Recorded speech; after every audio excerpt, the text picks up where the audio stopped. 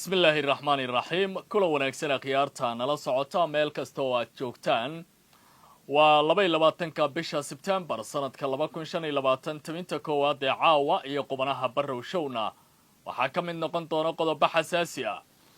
dawladda Ruushka ayaa wadanka Iran u sameynaysa 8 xarumood oo dhinaca nuclear-ka xilli xiisada u dhaxaysa wadamada galbeedka iyo dawladda Iran ay hawada isku shareerayso heshiis taariikhi ah ayaa lagu saxeexay maanta magaalada Moscow isla markaana ay ka qayb galeen madaxda sare ee labada wadan ujeedadu waxay tahay sanadka 2040 inay gaarto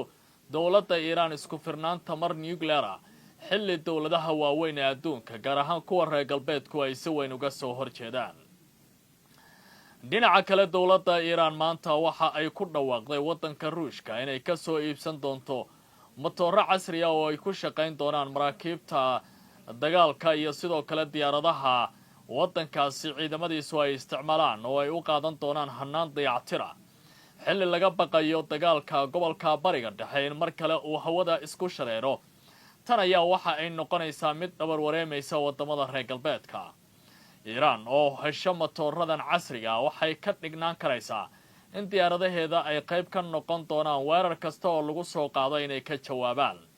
tan oo sidoo kale fariin aad uga naxanaysa noqonaysa nidaamka Israa'iil oo maalmihii ugu dambeeyay ku raad joogay abuuritaanka xaalad dagaal oo suuragal ah wadanka Iran inuu galo haddaba dawladda Iran ma waxay ka dhigan tahay markan in ay ku jirto abaabulkii ugu xoogganaa xilli golaha ammaanka ee jamciyadda qurumaha ka dhaxaysa ay suuragal tahay inay dib u soo celiyaan cunaqabatayntii wadankaasi la saaray taas oo hadda gadaal ay ka riixayaan wadamada Jarmalka, Faransiiska iyo sidoo kale dalka Britain warbixin dhameystiran oo dhinacyo kala duwan taabanaysa ayaan idin hayaa iyo tallaabooyinka ay Mas'uud Pezeshkian iyo madaxweyne Vladimir Putin ay ku dhaqaaqayaan xilli madaxweyne Trump arrintan la leeyahay madax xanuun siyaasadeed iyo kuwa diblomaasiyadeed ayuu hadda ka qaaday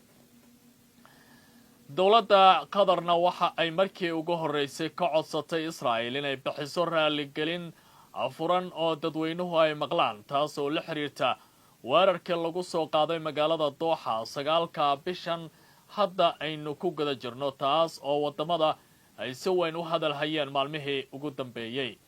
arrintan ayaa waxa ay dhalisay su'aalo aad u fara badan oo wadamada islaamka iyo guud ahaanba dunida la soo hadal qaadaya hadda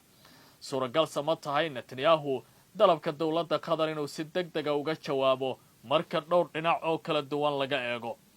warbixin ayaan sidoo kale arrintaasi ku qaada dhigi doonaa iyo dawladda Sacuudi Arabiya oo si weyn uga carootay hanaanka diblomaasiyadda gobolka bariga dhexe hadda uu wajahayo Sacuudiga ma waxa la gaaray markii uu ka xarig furan lahaa wadamada reer galbeedka isla markaana uu jihaysan lahaa wadamo kale oo bahwadaag amni iyo difaac u la noqon karo taasina suuragal waqtigan dhow ma noqon karaysa marka la fiiriyo damaca gabi dhaclaynaya ee dhaxal sugaha wadankaasi Amir Mohammed bin Salman dawladda Ruushka waxay markii ugu horeysay ka hadashay xaaladda gobolka bariga dhexe waxaana ay soo jeedisay in laga maarmaan ay tahay xal u helidda laba dawladood oo Israa'iil iyo Falastiin ay kala yeeshaan arrintan ayaa waxay u muuqataa mar kale inay dhabarka ka tooganayso nidaamka Israa'iil oo si weyn uga soo horjeeda tallaabooyin ay qaadeen dawlado waaweyn oo reer galbeed ah kuwaas oo si rasmi ah u aqoonsaday dawladda Falastiin oo caasimadeedu ay noqonayso Qudusta Bari tallaabooyinkan cusub ayaa waxa ay hadda yihiin kuwa muujinaya fashil diblomaasiyadeed oo ra'iisul wasaaraha nidaamka bariga dhexe la geeyay ee Israa'iil Netanyahu hadda aad u wajahayo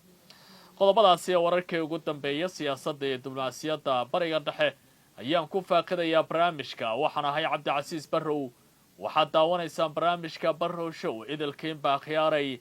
meel kasta oo aad joogtaan ku soo dhawaada YouTube-kan oo subscribe saara share muuqaalka saaxiibadiina la wadaaga aad baad u mahadsantihiin ma ogtahay in dhakhtar Shaafici aadan dirir loo aqoonsaday dhakhtarka ugu wanaagsan qaliimada dalkeena Soomaaliya ahna dhakhtarkii ugu horeeyay ee wax ku qala qalabka casriga ah ee laparoscopiga ama laserka maalin waliba wuxuu heega kugu yahay isbitaalka Shaafici ee magaalada Muqdisho ee hore u gaar aan ku horeeyay wadanka Ruushka ayaa maanta ka xanaajiyay wadamada reer galbeedka kadib markii dawladda Iran uu u ballan qaaday dhismaha 8 warshadood oo nuclear ah taasi oo loogu talagalay jamhuuriyadda islaamiga ah ee Iran inay hesho sanadka 2040 quwad tamar nuclear ah oo aad u wanaagsan taas oo hadda dawlado waaweyn ay ka muujinayaan walaac u heer sareeya dawladaha qaar ayaa wararku tilmaamayaan in ay si weyn uga soo horjeesteen heshiiska maanta lagu gaaray magaalada Moscow ay kala saxiixeen hay-adda tamarta nuclear-ka ee dawladda Ruushka iyo sidoo kale madaxweyne ku-xigeenka waddanka Iran oo booqasho ku tagay magaalada caasimadda waa dalka Ruushka dhinaca kale dawladda Ruushka ayaa qorsheynaysa in ay matooro casriya ka iibiso dalka Iran kuwaasi oo loogu talagalay in lagu rakibo maraakiibta dagaalka ee biyaha badweynta Hindiya iyo badaha kala gooshaya ee Iran matala iyo sidoo kale diyaaradaha dagaalka ee dawladda Iran oo loo adeegsan doono matooradan dawladda federaalka ah ee jamhuuriyadda Ruushka iyo dawladda islaamiga ah ee Iran ayaa maanta kala socday heshiis istiraatiiji ah oo ku saabsan 8 warshadood oo tamarta nuclear-ka ah kuwaasi oo laga dhisi doono gudaha waddanka Iran heshiiskan ayaa waxaa ku saxiixay magaalada Moscow Maxamed Islaami ku-xigeenka madaxweynaha Iran iyo madaxa hay-adda tamarta nuclear-ka ee dalkaasi isagoo sheegay tallaabadan inay qayb ka tahay qorshe dawladda Iran ay doonayso inay ku gaarto 20 gigawatt oo tamarta nuclear-ka ah sanadka 2040 sida uu tilmaamay mas'uulkaasi ka tirsan dawladda Iran jamhuuriyadda islaamiga ah waxa ay horay u lahayd baa leeyahay hal xarun oo nuclear ah oo ku taala magaalada Bushehr iyadoo dhismaha warshadan cusub ay wax weyn ka tari doonto daboolida baahida koronto gaar ahaan xilliyada culus ee isticmaalka uu aadka u sareeyo taas oo shacabka Iran ay hadda u qabaan baa leeyahay rajo aad u wanaagsan dhinaca kale heshiiskan ayaa yimi xilli qaramada midoobay ay ku doodayso suurtagalnimada in dib loogu soo celiyo cunaqabatayntii lagu soo rogay Iran iyadoo dalalka reer Yurub gaar ahaan Britain, Faransiiska iyo Jarmalku ay ku eedeeyeen Tehran inaysan fulin ballamihii heshiiskii nuclear-ka ee sanadkii 2015 si kastaba ha ahaatee Ruushka iyo Shiinaha ayaa si cad u taageeray xaqa Iran ay u leedahay inay horumariso tamarteeda nuclear-ka iyadoo ka damacsan ujeedooyin nabadeed sida wararkan lagu tilmaamay madaxweyne ku-xigeenka waddanka Iran Islaami ayaa la hadlay warbaahinta qarankiisa gaar ahaan wakaaladda wararka ee IRNA waxna uu ku dhawaaqay wadahadallada qandaraasyada ayaan horay u socday balse heshiiska maanta la saxiixay waxa uu bilow rasmiya u yahay wejiga cusub ee dhismaha warshadan ayuu wariyaasha u sheegay waxaa xusid mudan in haddii aan la gaarin heshiis dib u dhac ku sameeya dib u soo celinaya baa layidhi cunaqabataynta ka hor 27 Sebtembar 2025 dhammaan cunaqabataynta qaramada midoobay ayaa si toosa loogu soo rogi doonaa dawladda Iran iyadoo taasi ka jawaabaysana jamhuuriyadda islaamiga ee Iran waxay si weyn ugu degdegaysaa sida ay u heli lahayd tamar iyo waliba heshiisyo dhammaystiran oo la isku halleyn karo isla wararka Ruushka iyo dalka Iran ayaan ku guda jiray maanta dawladda Ruushku waxa ay ku dhawaaqday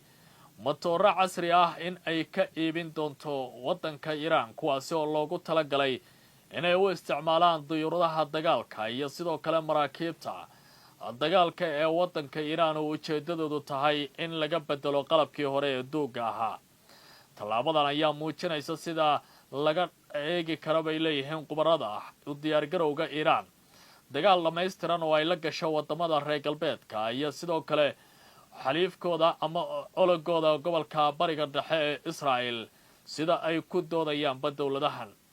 hase ahaatee dawladda Iran hadda waxay u muuqataa in arrintan ay si weyn uga caraysiinaysa wadamada reer galbeedka iyadoo samaynaysa abaabulka lixaad kale ee la xiriirta sidii ay kor ugu qaadi lahayd awoodeeda dhinaca hubka iyo waliba gaashaandhigga waddankaasi inuu noqdo mid aad u heer sareeya baarlamaanka waddanka Iran ayaa bishii aynu ka soo gudubnay ku dhawaaqay in kor loo qaado miisaaniyadda ciidamada qaranka si ay uga hortagaan weerar kasta oo ku yimaada isla markaana hub casriya loo iibiyo waddanka dowladda boqortooyada qatar ayaa waxa ay codsatay in israa'iil ay bixiso raaligelin furan oo dadweynaha iyo caalamkuba uu si weyn u maqlo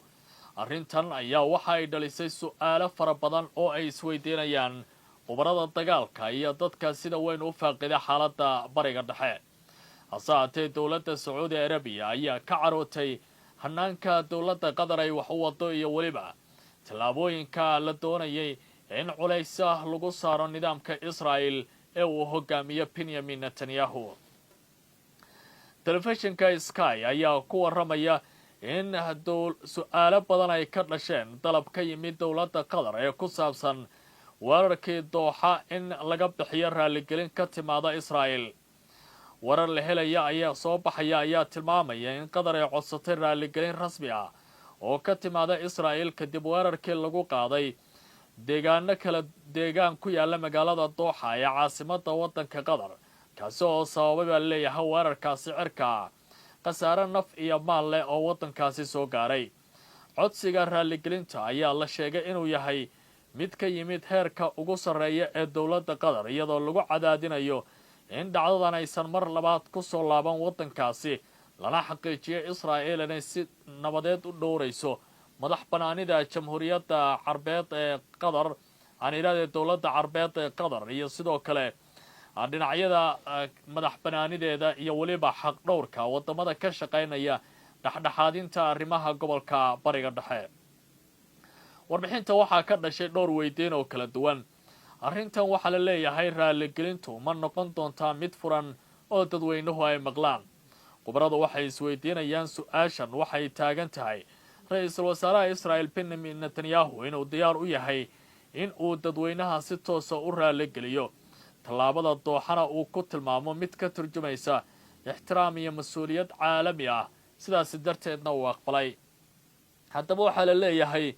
su-aasha labaad ee khubarada iyo weliba dadka istaraatiijistayaasha ee ka faallooda gobolka bariga dhexe ay tilmaamayaan waxay la leeyahay ma noqon doontaa raaligelinta mid ku kooban dhinaca ku koobnaan doonta baa layidhi dhaawacyada soo gaaray qatar oo keliya mise waxay noqon doontaa mid furan oo xitaa la gaarsiin doono dhaqdhaqaaqa wax iska caabinta falastiiniyiinta ee weerarka lagu qaaday waxaa jira kala qaybsanaan kala duwan dooxa waxay u muuqataa inay diiradda saarayso ilaalinta madax banaanideeda iyo magdhow ee ka hesha nidaamka israa'iil taasoo qaranka iyo qoysasku ay waxgaareenba loo magdhawi doono hase haatee su-aashu waxay tahay israa'iil ma aqbali doontaa raaligelin ku kooban keliya dhacdadii dooxa ama way kasii ballaarin doontaa khasaaraha ka dhasha weerarkaasi oo waxay u aragtaa cid kasta oo gudaha dalka qatar lagu bartilmaameysaday in raaligelin laga bixiyo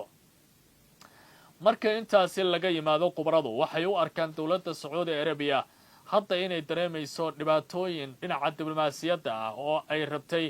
in xiisadda gobolka bariga dhexe ay uga faa'iidaysato sidii xal looga gaari lahaa dagaalada magaalada go'doonsan ee qase ka taagan in culays diblomaasiyadeed laga dhigto